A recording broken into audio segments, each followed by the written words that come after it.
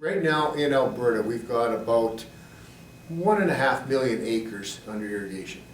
There's a number of irrigation districts that are looking at expansion right now. They have to expand given their existing water license.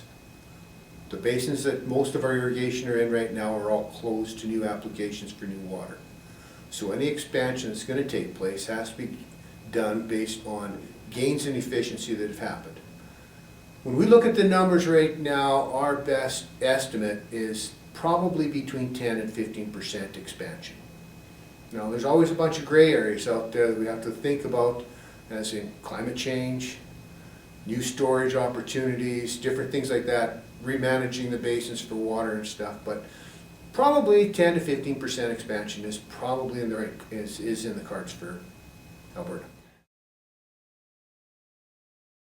That's really what most of this expansion is all based on. It is on efficiency gains. If we looked at the irrigation industry 20 years ago, almost everything was open ditch. There was very few pipelines out there. Now we're probably getting close to 50% of our area is served through underground pipelines, no seepage, no evaporations, better management of the water. So from that we've gained some efficiencies, but probably our biggest efficiency gain is on the farm. Again, 20 years ago, it was wheel moves, it was flood irrigation, pivots were in the market, most of them were high pressure, still through the water fairly high up in the air. Now we're getting into low pressure irrigation systems, dropping that water 4 feet off the ground, irrigating when we need to. The efficiency gains there are incredible. We've probably increased efficiencies from 60, 65% 20 years ago up into 73, 74% now. We're going to have to continue to increase our management.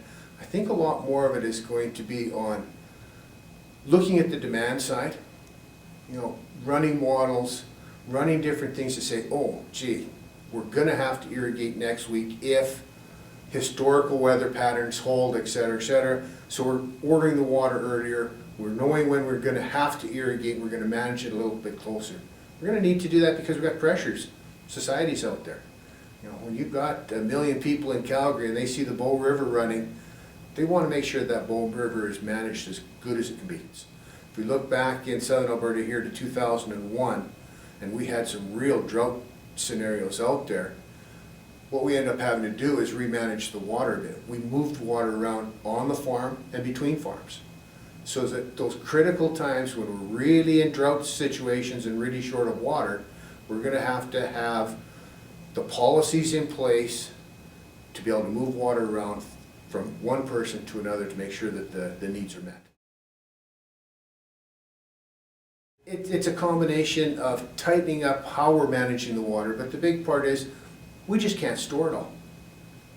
When Mother Nature says, here it comes, well, if you don't have a giant reservoir someplace upstream that can capture all that runoff water and hold it and release it at different times of the year when we might need it, it's going to go down, gravity's going to take over, and it is going to go to Saskatchewan. So, do we need more storage? Possibly.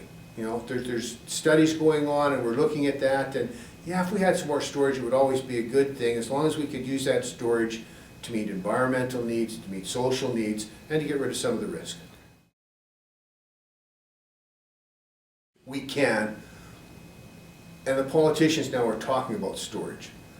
But the big problem, the big thing is, if we said today we want to build a new dam like the old Van River Dam, we're probably 20 years away from it actually being in operation, because there's a lot of environmental concerns we'd have to take care of.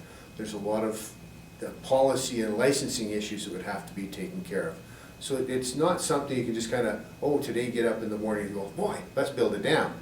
Let's remanage the river. Because there's so many people out there that want to make sure that they have their say and have an opportunity to determine what's best for southern Alberta and Alberta.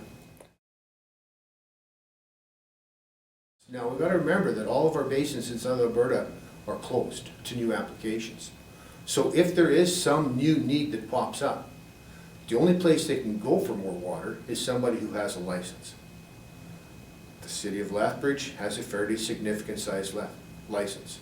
The irrigation districts have fairly large licenses.